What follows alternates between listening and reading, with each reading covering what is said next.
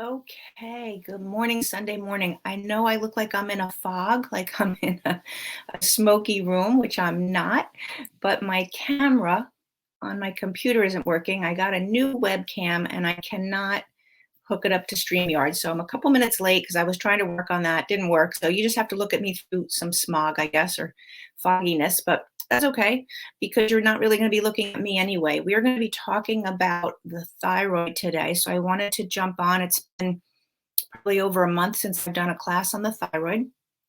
And so I wanted to talk about the thyroid for a couple of reasons. Number one, it's my passion. I had Graves' disease and Hashimoto's. So thyroid has definitely been my challenge over many years. And I'm not alone. So it's a very common thing for a lot of people to have thyroid issues, whether you've been diagnosed with autoimmune issues for thyroid or you just have, hypothyroidism, a sluggish thyroid, whatever it is for you. It's really, really common. And there's a few reasons why. So I'm going to go through a slideshow, which is why it doesn't matter that my camera looks so foggy because we're going to be focused on the slideshow. So let me bring that up and see if we can shed some light on why the thyroid is such a big deal for people. Okay. So here, let me open this up. Alrighty. Okay, so the thyroid, if you have any thyroid issues, or even if you haven't been told, like you go and you get your blood work done and your thyroid seems to be fine, these are the things that the thyroid could affect. So if you're noticing that you have trouble in keeping your body warm, your body temperature just doesn't stay where you'd like it to be, your metabolism, your blood sugar, you have insulin resistance, or you can't get your blood sugar regulated, your nutrients aren't great, your digestion is a problem, okay? It's going to affect the motility of how you move food through your digestive tract and your liver function. What's so interesting, I did a master class in October for several days, and we talked about this, like the liver is critical for detoxification and for your thyroid. However, the thyroid affects the liver. So you've got this, which is really what functional medicine understands, is that everything affects everything else. So you can't sort of just look at one thing. But yeah, and how you metabolize fat. So all of these things are affected by how your thyroid is doing. By the way, when I'm in the slideshow, I can't see comments, but I'll flip back and forth every few slides or so just to check, okay? All right, so just without going too much into depth, but let's just take a look at this. The hypothalamus, pituitary, thyroid axis. So that's like the chain, the metabolic chain that your thyroid and the thyroid hormones go through. So your brain gets a signal, the body needs something. You're cold, you need to be warmed up. You need to digest. You need to, every single cell in your body has receptors for thyroid hormone. So every cell needs the thyroid hormone to help it do its job. So the brain gets some sort of information. It's time to do something. And then it sends from the hypothalamus to the pituitary right there below, that other small green dot. And the pituitary produces TSH, which is thyroid stimulating hormone. And that's often the hormone that the doctors look at when you get your blood test, because they're looking to see that TSH is happening. And the TSH, thyroid stimulating, right? It stimulates the hormone to make thyroid hormones. And the two main hormones that the thyroid makes are T4 and T3. And so then the thyroid will produce that will go out into your body, may or may not in enough amount, may or may not be received well by the cells. All of that is going to affect how you're feeling. But it's kind of like a thermostat. Like, your brain is getting information and it sends the message. And then it's like this loop. Okay. So that's the basics of how that works. What I wanted to point out here, these slides, by the way, are from an advanced thyroid class that I took. I didn't make these slides, so I just want to acknowledge that. But I think pretty helpful. And I didn't take all of them, but I just took a part of them.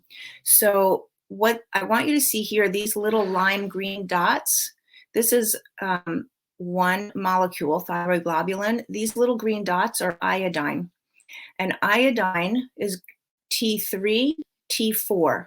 Iodine cells are what determine whether it's a 3 or a 4, depending on the number of iodine that's attached.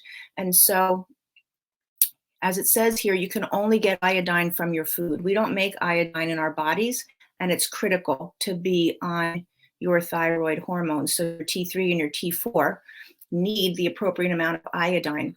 And I know that a lot of people will say, I've tried to supplement with iodine. I don't feel well. There's definitely can be reactions, especially if you have Graves' disease, but there's some reasons why. And when we work with people, we don't start off supplementing with iodine.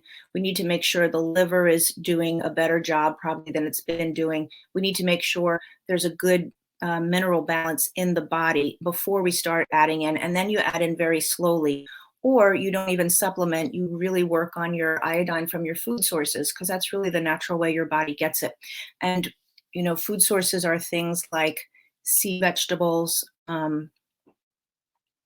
seafood, kelp. You can use seafood snacks like dried seafood. So if you're not eating a lot of those things, and there's some other sources like sea salt, although you don't want to, max out on the salt, but there's some other places where you can get it, okay? But iodine is hugely important. So if you've been avoiding it because you react badly, I think it's important to really realize that there's other reasons. It's not the iodine itself.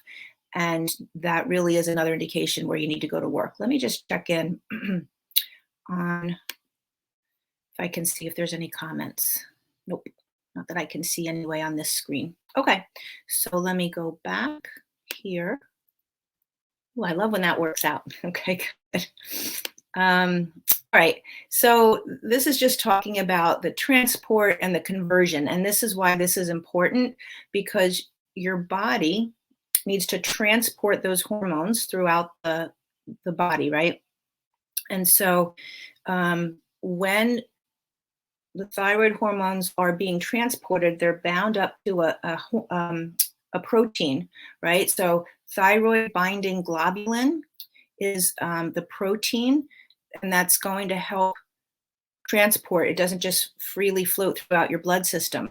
But when the thyroid hormones are bound, they're not available for the cells to use. So they're bound up. They need to be released into the free form so that your body can use them. And then they need to be converted. So the thyroid makes primarily T4 and some T3, but a lot more T4, because T4 will last for that whole transportation time frame, for that whole thing to happen, to move throughout your body. T3 has a shorter shelf life, so to speak. So your body has to convert the T4 into T3. And so even if you don't have a thyroid and you're getting thyroid replacement hormones, or you have a thyroid but it doesn't work well and you're getting hormones, and the doctor says, your hormone levels are fine, if you're not converting well, I have a lot of people who say, yeah, my blood work looks fine, but I don't feel well. I know I'm not fine, but they won't change anything because the blood work is fine. So it could be a converting problem, could also be an uptake problem at the cellular level. But converting problem means you're not converting to T4 to T3. 6% of that happens in the liver. So I don't love this little green dot here in the presentation, but anyway, the liver is responsible for 60% of that conversion. And then 20% of it happens in the gut bacteria. So right here, okay, an enzyme produced by the healthy gut bacteria. So you have to have good gut bacteria that are doing their job. You have to have a liver that is not congested and doing its job, okay? And then approximately 20% of the T4 is converted into reverse T3. So reverse T3, this is how I think of it. Reverse T3 is like a puzzle piece that matches regular T3, but they're flipped. So they look very much the same, which means they will bind to the cell's receptor site in the same way. because it's like a puzzle piece and it'll fit on there. However, reverse T3 is inactive. It does not give the cell the message to do its job, whatever the message is for that particular cell. So it's inert. It doesn't really help. So that's where the receptor end is important, because if you have too much reverse T3, it's going to take up. It's kind of like musical chairs, right? There's not enough chairs to go around for people. So there's not enough receptor sites to go around for extra reverse T3 and regular reverse T3. There's only so many receptor sites. So if you have too much reverse T3, then you are not getting the regular T3 that you need. And why would that happen? Stress. When the body is under stress, it will produce more reverse T3. So this sort of puts that all together, that how your thyroid is functioning is got a lot of different team players, right? It's not just your thyroid, which is why when you go to the doctor and you only look at your thyroid, you often don't see the results that you want, and you often don't feel better because all of these other pieces are not being addressed. And primarily where things go wrong is the liver and the gut. Okay, these are the two so common in our culture, so common with our lifestyle, for these two places in particular. The other thing that also happens, I'm going to say, in the brain is the nervous system is also a very big player, meaning whether you're in fight or flight or rest and digest, which happens at the nervous system level.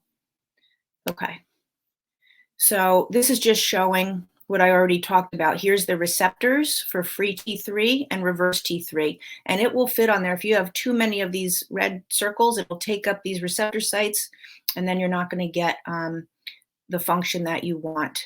So the only other, this is interesting, the only other hormone that has receptors on every cell membrane is vitamin D. Vitamin D is a hormone, it's not a vitamin. And that is the only other hormone that every single cell needs. So let me just check back and see if there's any questions at this point. Okay, I just see some people on here. Thank you so much. All right, good. Let's keep on going then. Okay. These are symptoms of thyroid dysfunction if you didn't realize them. Some of them overlap. Hypo is low thyroid function. Hyper is elevated, right? Some of them overlap, like the hair loss right there. Brain fog can be common on both. But some of them are particular to, whether it's hyper or hypo. Like typically with hyper, you lose weight. Because, and this is what it feels like, because I had Graves' disease. I would, even when I would lay down and try to sleep, felt like my heart was racing. I felt like I was running all the time, 24/7, which is why it affects your heart. I was actually on heart medication for about 1.5 years to get that heart. Does it say palpitation? Yeah, heart palpitations there. I thankfully did not get the bulging eyes. I did have a little bit of an enlarged thyroid, but what was fun about it at the time, I thought, because how old was I?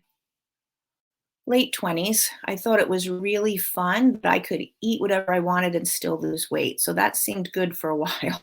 That was before I knew it was Graves' disease. I just noticed I was eating really anything and just getting very thin. I was training for a marathon at the time.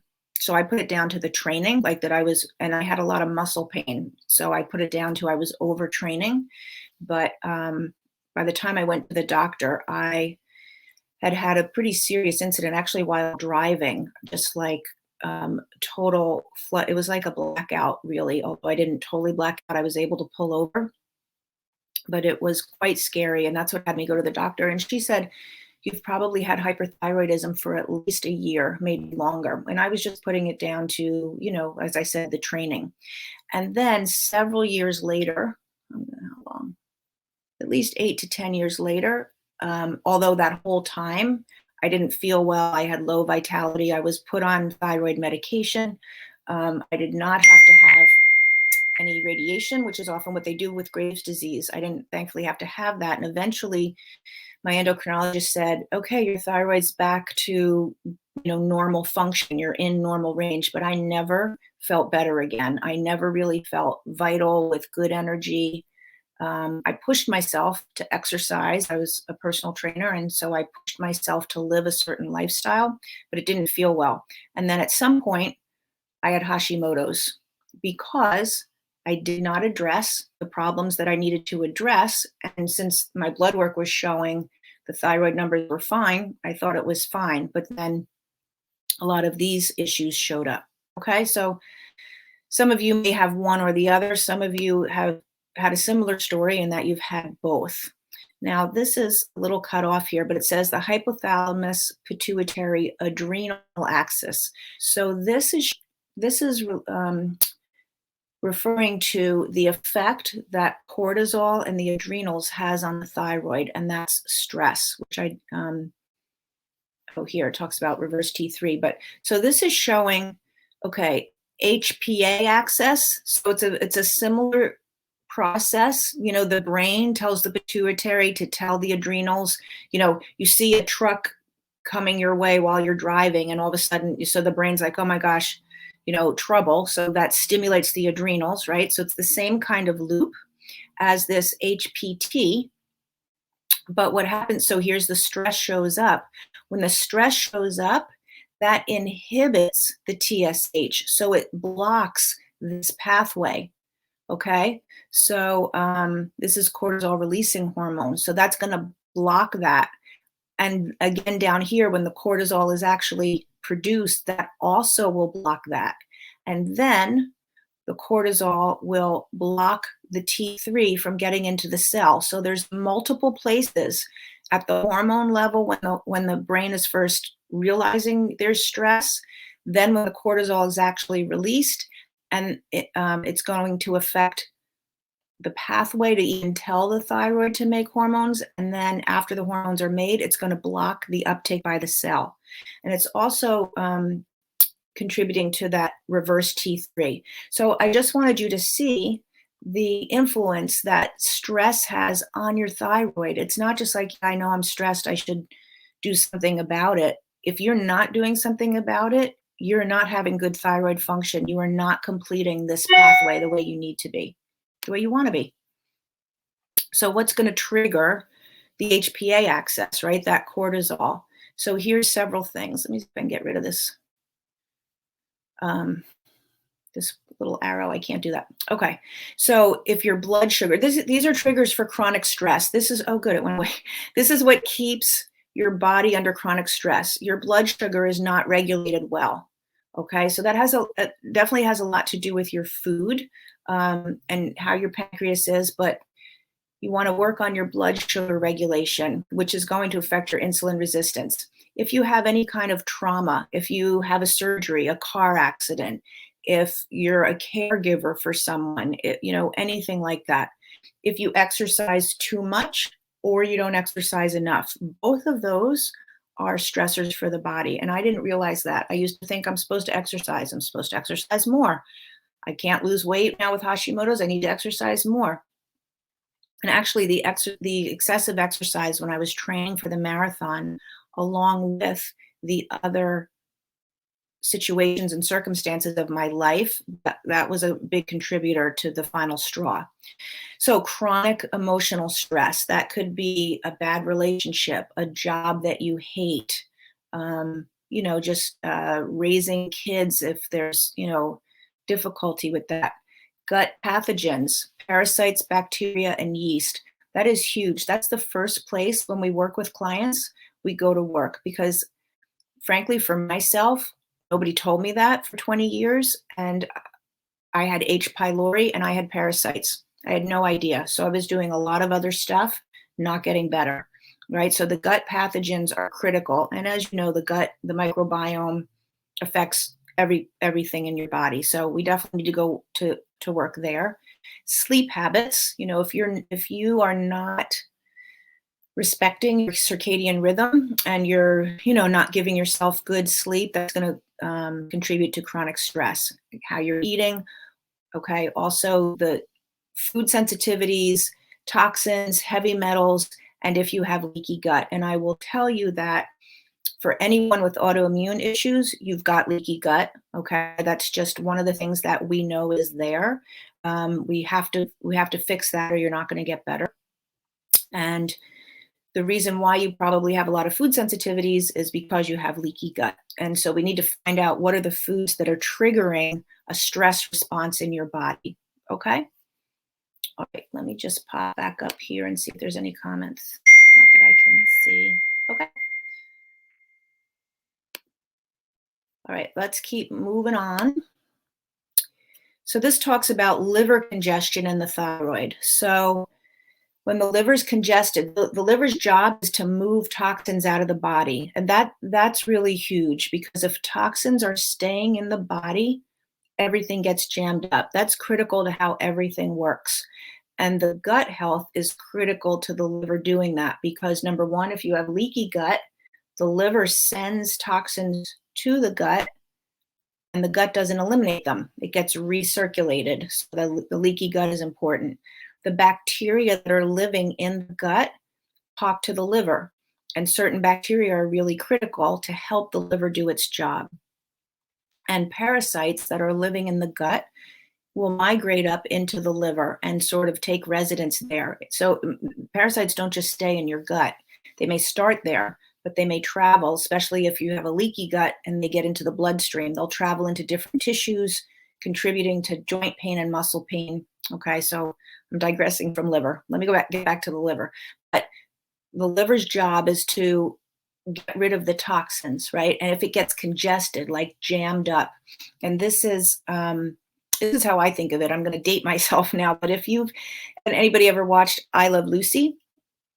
I used to watch I Love Lucy when I was much younger, and there was an episode where Lucy and Ethel worked on the chocolate factory on the conveyor belt, and the chocolate's coming down, and their job was to, I don't know, I think package up the chocolate or whatever, take it off the conveyor belt, and it starts coming faster and faster, and they can't keep up with the chocolate, so they start shoving chocolate, like she was shoving it up her hat and down her shirt and sticking it in your mouth, right? If you guys saw that, if anybody's seen that episode.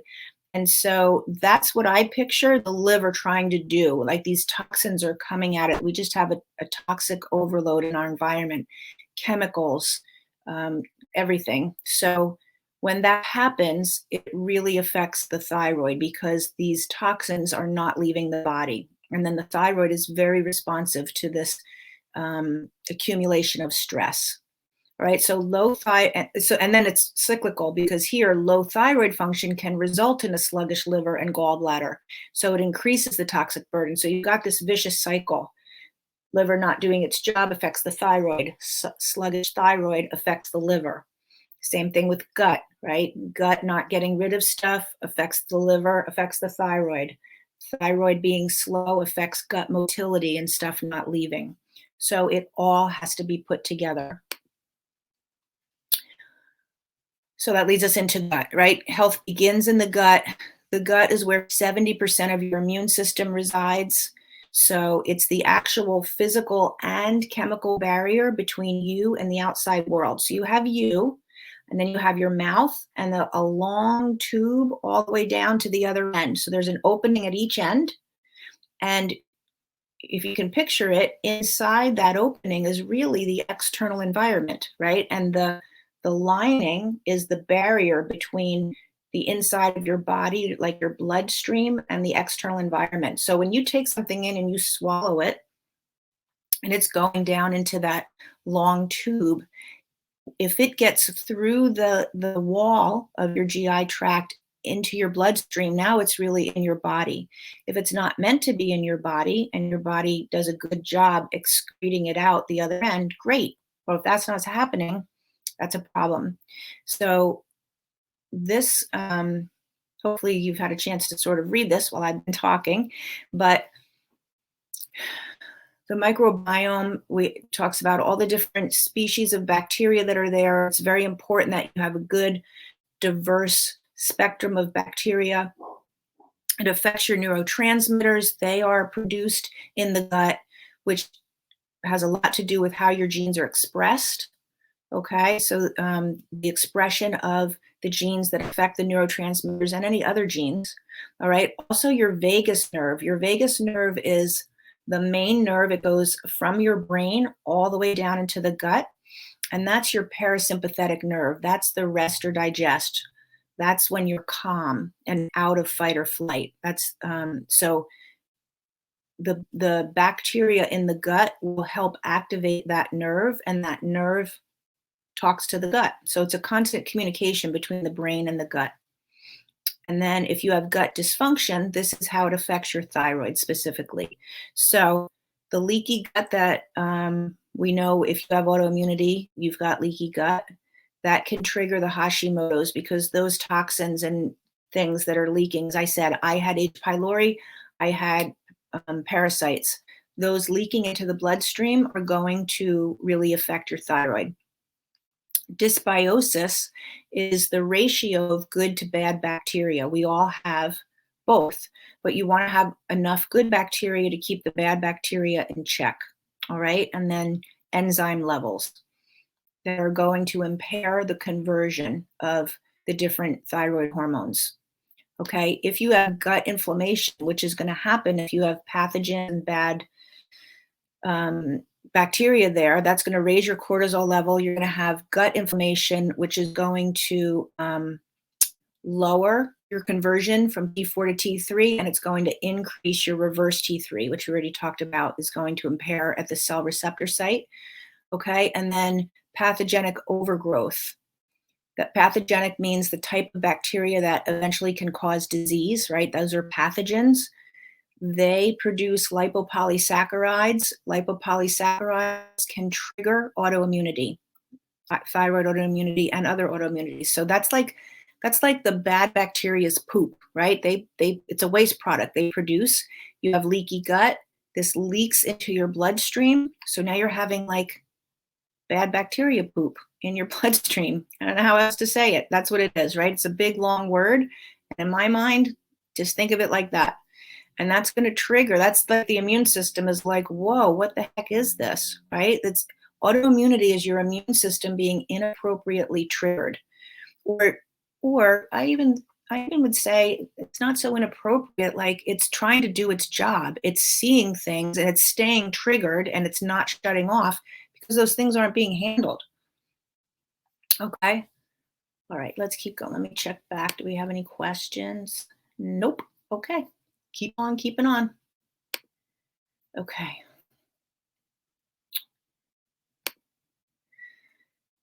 So again, this is more a little bit of gut function and thyroid health, but we don't need to, I don't want to talk, this is not so much about gut function, but more about thyroid. So let's talk more about that. So autoimmunity, that's when your immune system has decided that it needs to stay triggered. It's seeing all of these things. So it's seeing that gluten is a real problem. People, I think, don't really realize that just, really everybody should stay away from gluten, probably because it's saturated in glyphosate, which is Roundup, number one. But even if you're not showing gluten sensitivity, most, I think, functional practitioners would say just cut gluten out. Your leaky gut, your food sensitivities, your heavy metals, we've talked about this, your toxic chemicals. If you've had viral infections, Epstein-Barr virus, Lyme disease, what makes someone get Lyme disease and clear it, and someone else gets Lyme disease and it becomes chronic Lyme? It becomes chronic because their immune system wasn't able to do what it needed to do to get through and move it out. And so then it takes up residence in the joints, etc. All of these happen, and then when they're staying in the body, it's triggering autoimmunity. These are all the things where we go to work with our clients. These are not things that it's easy to do by yourself to get rid of. It's not just a diet change, right? So these are all the things that are going to trigger your autoimmunity and affect your thyroid health. Okay, these are the different bacteria, inflammation, and stress, which we've already talked about. Okay, so this is just talking about the difference between Hashimoto's thyroiditis and Graves' disease. Okay, so really, if you've been diagnosed with either one, you probably, I'm just trying to point out or pick out which are the most important things to say to you guys. I'm sure you can read this while we're talking. But if you've been diagnosed with either one, you're probably pretty familiar with the symptoms and what it does. Again, I had both. And that's the thing about autoimmunity, not just thyroid. If you've been diagnosed with an autoimmune issue, disease, condition, and you don't take care of these root problems that we've been talking about, it's going to translate into another autoimmune condition and then another, because the immune system just keeps struggling, right?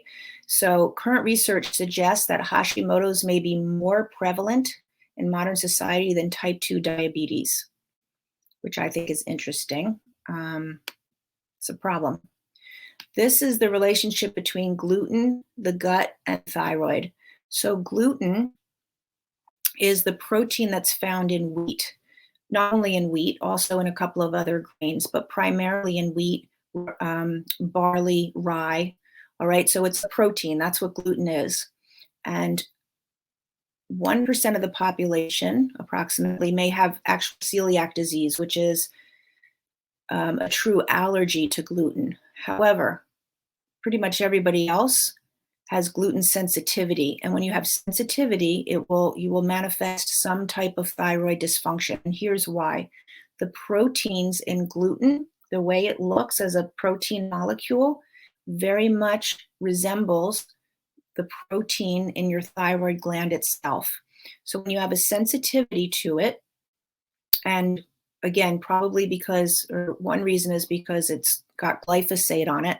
So when it comes into your body, if you have leaky gut, or even if you don't, it will contribute to getting leaky gut. The immune system sees it and says, that's a problem. That protein is a problem. Also, the wheat plant itself is not the same wheat plant that it was in the 1960s. It's been hybridized and changed. So our body doesn't really recognize the plant molecule itself, but then it's got the glyphosate on it. So it comes into your body, the immune system sees that and says, that's not right. That's not supposed to be in my bloodstream. And it tags it.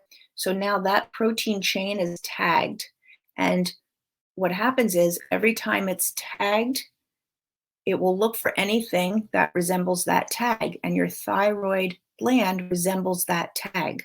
So now your immune system is attacking your thyroid because it's like, that's the thing that's not supposed to be here, because it looks very much like the gluten protein chain. Okay. So every time you put gluten in your mouth, you're telling your immune system to go after anything that looks like that. And it's going to attack, that's what autoimmunity is. It's going to attack the thyroid. So one small exposure to gluten can set off an inflammatory reaction that can last for 6 to 8 months. One exposure. So if you're doing, I'm mostly gluten-free, I try to give it up every so often, or just once a week we have pizza, or I was doing that because I had done a whole foods sensitivity test several years ago. It was a whole foods test, and it came back that wheat was not a problem for me. So I was like, oh, I guess I'm one of those lucky people. So I'm eating wheat. We would do Friday night pizza night, and I would feel terrible every time the next day. But my blood test said that it was fine for me because the whole foods test didn't look at the protein level in the way my body sees the protein level. That's why I don't do that with my clients now. I do a Zoomer's test. Okay, very different type of testing. All right, so gluten sets the stage for gut permeability. The gluten is just damaging. And again, I think it has a lot to do with the glyphosate, which will tell the zonulin. Zonulin is what's opening and closing the gates of the gut, so contributing to leaky gut there. Okay. Also, your Treg cells, that's the regulatory system, the cells in the immune system that help modulate the immune system. So things that are really important for your thyroid are your vitamin D levels. Also, interestingly enough, or not interestingly enough, for COVID, or for your immune system, just in general, forget about COVID or anything else, just the immune system, to have a good, healthy, strong immune system, you need good vitamin D levels. You need to remove triggers for inflammation and the foods that are, causing the problem. All right. And that's going to help your immune system, and it's going to help your, you want to make sure you get your vitamin D levels up. Okay. This is more about the different pathways. I think I want to, let me just check the, okay, no comments. I think I want to just focus a little bit more. Okay, this was one thing I wanted to focus on. These are the lab results. So when you go to get your labs tested, this is what a standard, like conventional range will look like. This is a functional range. And so what that means is when they make the standard labs and they decide on the ranges, they base it on the general population. So first of all, it depends on what lab you use, right? Reference ranges can vary. And, different practitioners may have an idea of what they think is important, but the way they come up with these ranges is based on the population. So if they do a certain percentage of the population and they say this is a normal range, but 80% of the population has dysfunction, is that range going to really be optimal? So from a functional perspective, we say no. We say the range is not optimal. It just reflects what the population looks like. And really for optimal function, some of the numbers are quite different. So it's a much smaller range, right, for TSH. What your doctor says your TSH looks like and what we say is optimal is different. And what I want to point out down here, these are your antibodies. So if you are having antibodies show up in your blood, that means your immune system is producing those antibodies that are attacking your thyroid. So, which gluten is a part of stimulating that. It's not the only thing, but it's a big part of it. So a standard lab might say, as long as you're here, okay, these are your antibodies. As long as you're here, you're okay. We say, no, there should be no antibodies in your blood at all, right? You shouldn't be attacking yourself. Antibodies against your thyroid should not be there. So if you have autoimmunity, we work really hard on getting those down. And we will say that once you get a number below 100, you probably have much less symptoms. You probably feel better. So getting your numbers well below 100 is the goal. And, as life goes on, it's going to change. You can do a lot of work and get it to a certain place, and then something happens in your life. You're under a lot of stress.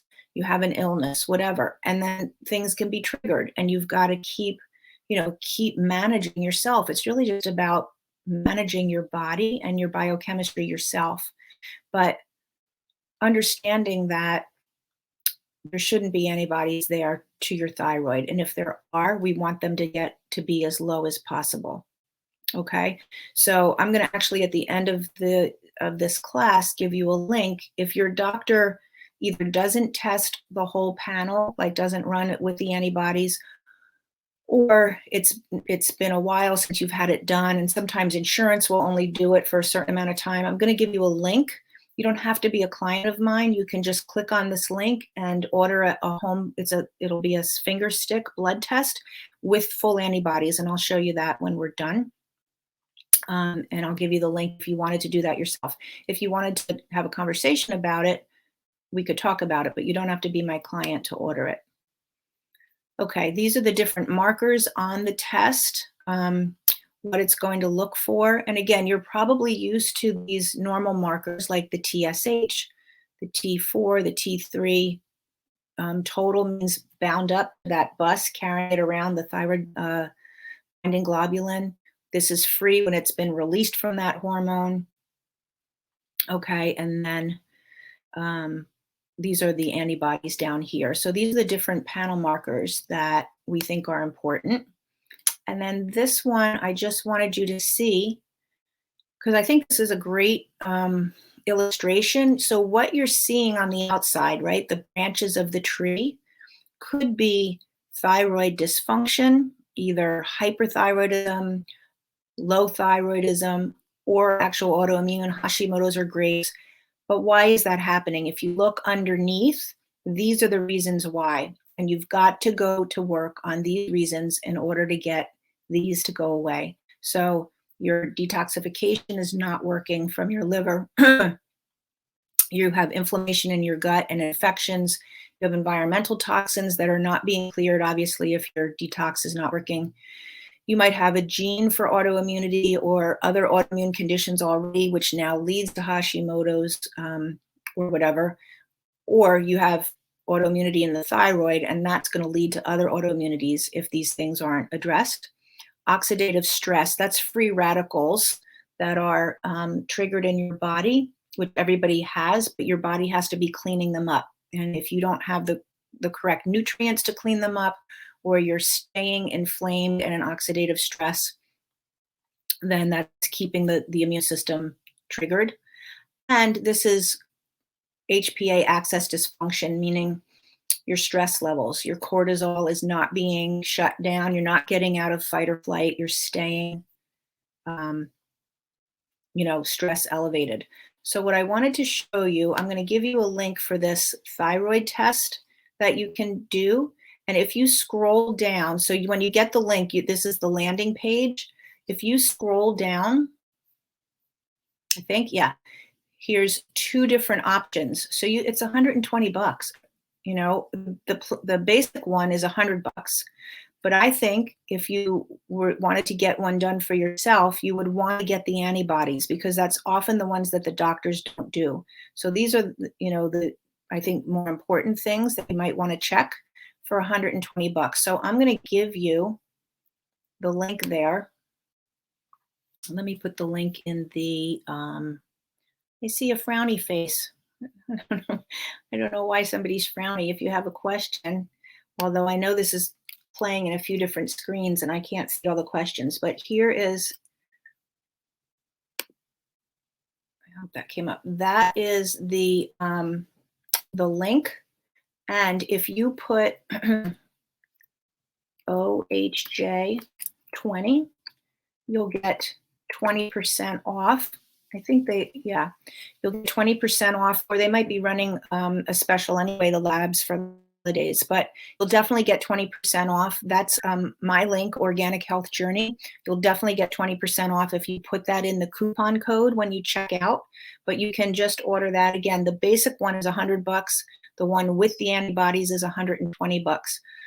I don't want to spend the time going through, but if you actually click on there and you look around, they have a lot of other labs that if you just like to sort of keep on top of things yourself, like they have a vitamin D lab where you can just get your vitamin D levels checked. I think it's like $80. So if you're working on that, if you know you have low vitamin D and you wanted to, without doing a doctor's appointment and all of that, and just order that, you can look around in that site. Excuse me, let me just take a drink. You can look around in there and, just see if there's some other things you wanted to get. But I just wanted to share the thyroid one with you because that's today's conversation. And then I'm going to give you a link to my calendar, Organic Health. If you wanted to have a conversation about where you're at with your thyroid, if you have autoimmune issues, hopefully that gives you a perspective on really the whole picture and where you need to go to work. It's what we do all the time. Oh, I forgot to do that. Okay. So I'd be happy to have a conversation. It's a free conversation with you. Starting in January, we are going to run an 8-week thyroid boot camp. So it's going to be 8 weeks just geared towards thyroid health. And by doing that, it's really geared towards gut and liver health. That's really where we're going to work to actually optimize your thyroid function. But it'll be an 8-week thyroid boot camp. It's not going to have a lot of labs and other things that some, that our bigger programs have. It's going to be more accessible. If you want to do other labs, you could add that on yourself. But the boot camp itself is just going to be Just that 8 weeks of going to work at home with very specific foods, things to clear your gut, detoxify your liver, and coaching regularly, weekly with me. So if you're interested in that, keep your eye out. We'll be really launching that after the new year. Okay. If you have any questions, I'm not seeing any questions here, but I'll look at the other places and I'll answer them in comments since I can't see them right now. Okay. But hope you have a great rest of your Sunday. I hope this showed you the bigger picture, what affects the thyroid, what the thyroid affects, what you can do to try to improve that, where you need to go to work. Okay. If you have any questions, just reach out to me. And I'm going to do it live in about 10 minutes on 25 days of wellness. So if you've been participating in that, that's about to come. We're working these 5 days on digestion. Okay. So have a great Sunday. Thanks so much. And I will see you soon. Take care. Bye.